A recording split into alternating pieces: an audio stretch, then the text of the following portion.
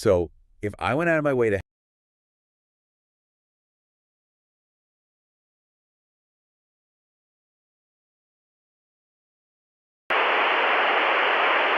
So if I went out of my way to help you, I really put in some effort, and your response implies it was nothing. Yeah.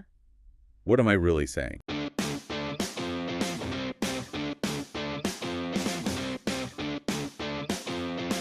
Okay, so picture this. It's Tuesday morning, maybe 8 a.m. You're in your local coffee shop. Hmm. You're a little undercaffeinated, maybe a little grumpy, just, trying to get your day started. I know this scene very well. Right. So you pay like $6 for an oat milk latte. The barista hands it to you. Maybe they even held the door for you a second ago. And you, being a polite person, say, thank you. Standard stuff. The social contract is intact. Civilization continues. Exactly. But then the barista, they smile at you and they say, no problem. And for me, it's totally fine. I get my coffee. I'm out the door. But let's switch up the characters. Let's say my mom is standing there with me. Or, I don't know, an older aunt. I guarantee you, as soon as we walk away, she's going to lean over and whisper, did you hear that? So rude. Oh, yes. The great no problem schism. I have heard this complaint so many times. It's always followed by, whatever happened to you, you're welcome. Yes, exactly. But this is where I get confused, and it's why I wanted to really dig into this today. To me, no problem is polite. It's friendly. It's breezy. So why does that one little phrase basically act like a flashbang grenade for anyone over, say, 50? It feels like such a small thing, but what you're actually tapping into isn't really about manners. No. No, it's a symptom of this massive cultural shift. Yeah. You're looking at a clash between two completely different philosophies of gratitude. That sounds a little dramatic. I mean, we're talking about coffee here, not, a peace treaty. I know, but stick with me. The tension here, the you're welcome versus no problem, it's really a battle between a transactional view of the world and a relational one. And depending on which side of that generational line you're on, you are hearing two totally different things. Okay, I'm in. So our mission for this deep dive is to decode that, to figure out why you're welcome can sound, I guess, kind of arrogant to a 20-year-old. Right. And why no problem sounds so dismissive to a boomer. Exactly. And to do that, we actually have to talk about debt. Debt. I thought we were talking about politeness. In the old school framework, they're basically the same thing. Okay, you have to walk me through this debt idea. Because when I thank someone for holding a door, I don't feel like I'm, paying off a mortgage. Well, let's look at that traditional mindset first. We can call it the you're welcome framework. Okay. This is really rooted in, like, boomer and maybe older Gen X thinking.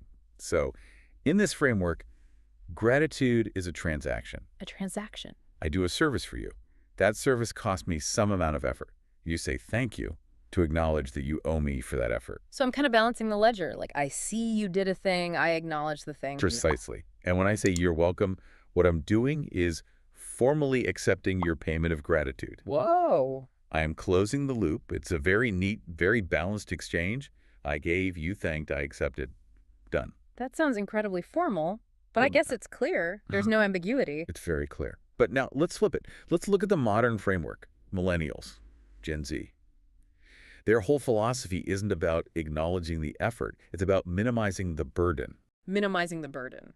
Okay. Just think about the phrase, no problem. What does it literally mean? It wasn't a problem. Right. The subtext is, please don't feel bad for asking me to do this. I don't want you to feel like you owe me anything. See, that sounds nicer to me. That sounds humble. Like, oh, don't worry about it. It was nothing.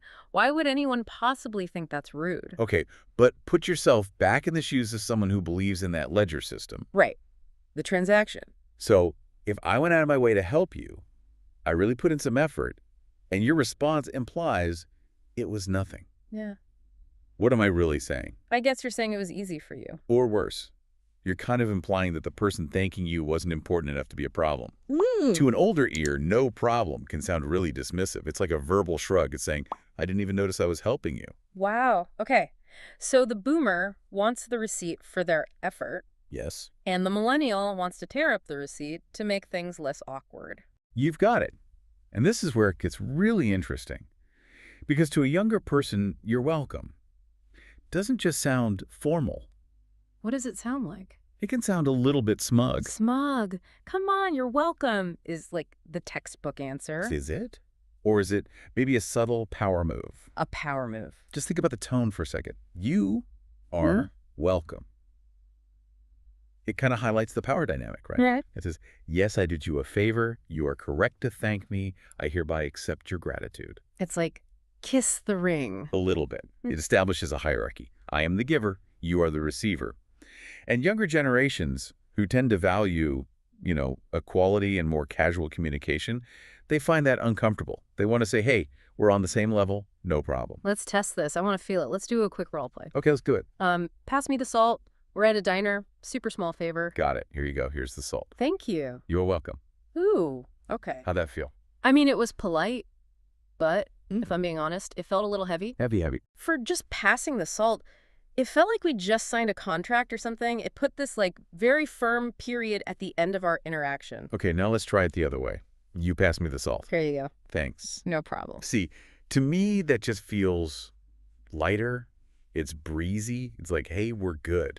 But I can totally see how if I were, I don't know, your grandmother, your boss, that breeziness could feel like laziness. Exactly. Like you're not taking the interaction seriously. Yeah. And that actually brings us to the generational timeline.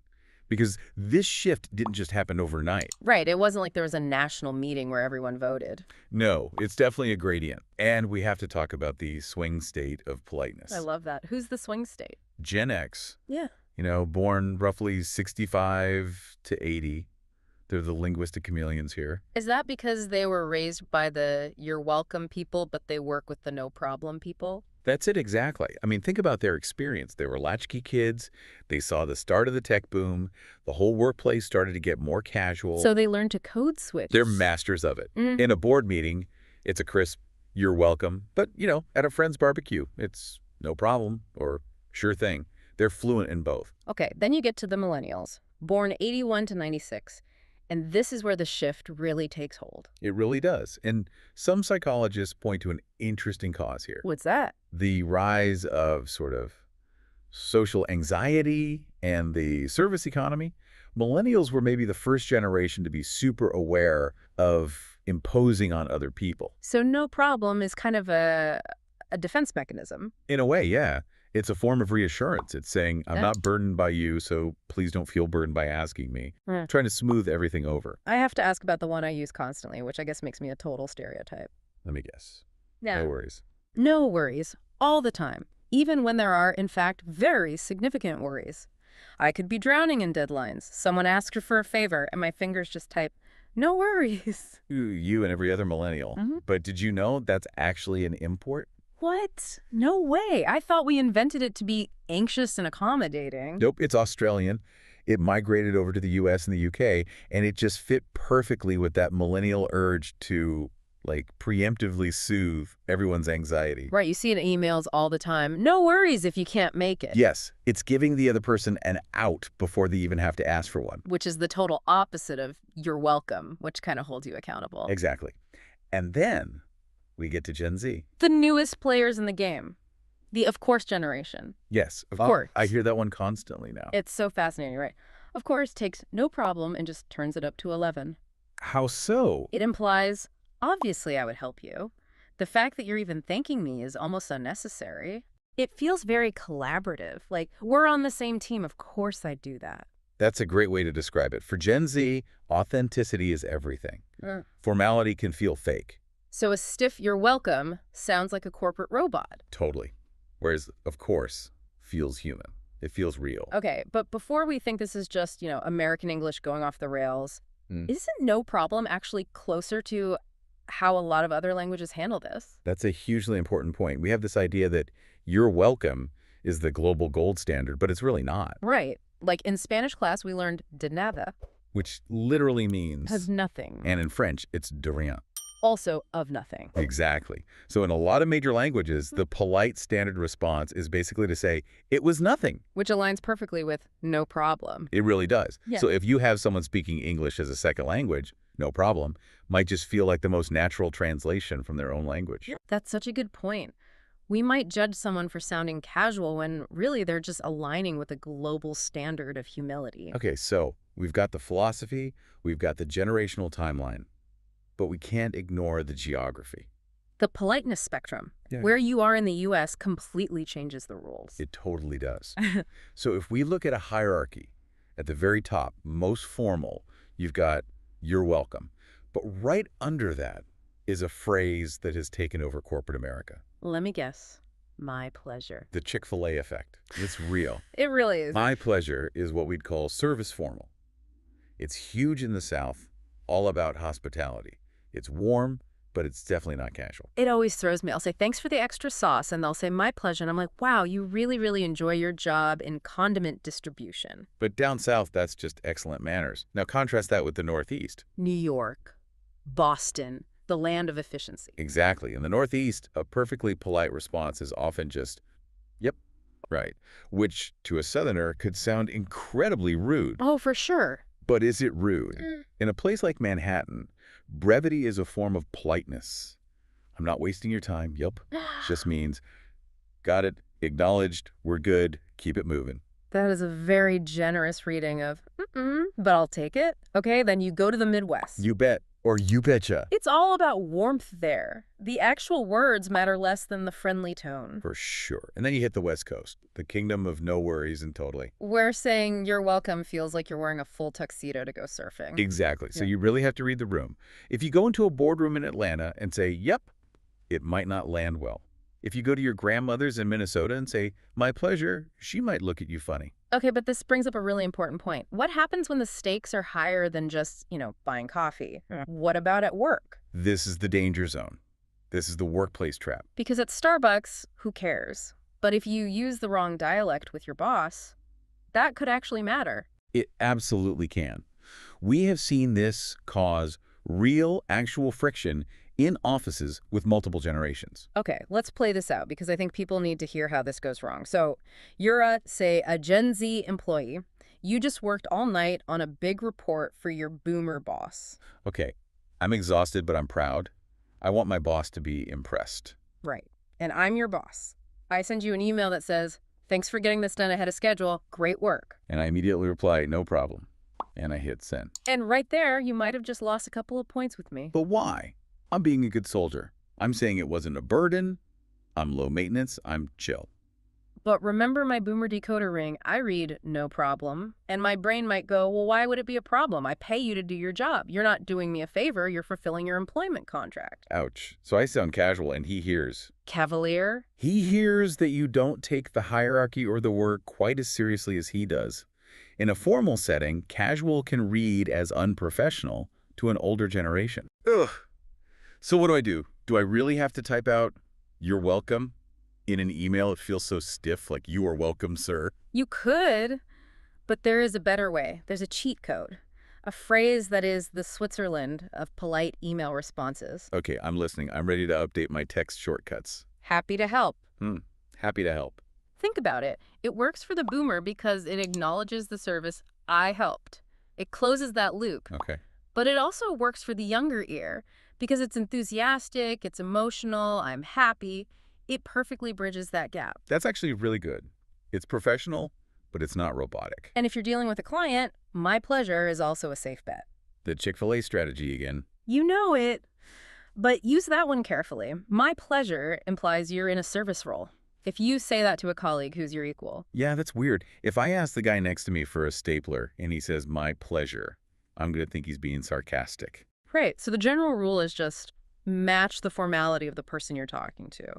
If they send you a long email signed sincerely, maybe don't hit them back with a one-word, yep. It's all about code switching. It's such a critical skill. We focus so much on the hard skills, but knowing which dialect of thank you to speak, that builds trust. You know, the thing that really strikes me about all this whole debate, is that it really comes down to intent versus impact. Say more about that. Well, in every single one of these situations, the speaker has good intentions, right? The boomer saying you're welcome is intending to be gracious. The millennial saying no problem is intending to be accommodating. But the impact gets scrambled in translation. Totally. We hear their words, but we interpret them through our own filter, not theirs. We assume there's an attitude there that was never intended. And that's the aha moment for me. No problem isn't actually lazy, and you're welcome isn't actually arrogant. No. They're just different dialects of kindness. Dialects of kindness. I love that. One dialect prioritizes acknowledging the effort. That's the old school. And the other prioritizes minimizing the burden. That's the new school. So what's the takeaway for you listening right now? The next time you hold a door or you send an email, what should you actually say? I think the real goal is just to make the other person feel good. That's all politeness is, right? Yeah. It's just social lubrication. Exactly. You just have to read the room. If you're with your friends, no problem, no worries. That's perfect. If you're meeting your partner's 80-year-old grandmother for the first time. Yeah, maybe pull out a nice crisp, "You're welcome." And if you're totally stuck and you're panicking. Happy to help. It's your best friend. It really is. But here's one final thought to leave you with.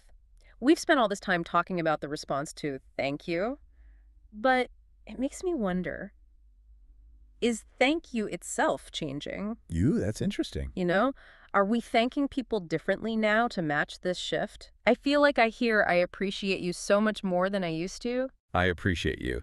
Yeah, that has a very specific modern feel. It's somehow deeper than just thanks. It is. It's almost therapeutic. But that's probably a deep dive for another day. I think so. For now, just start to notice the pattern. When you're out in the world, listen to the cashier, listen to your boss, and see if you can hear the different dialects of kindness. And maybe, cut that barista a little slack. They're just trying to be relational. Exactly. Thanks for listening to The Deep Dive. My pleasure. Ha! See what you did there. We'll see you next time.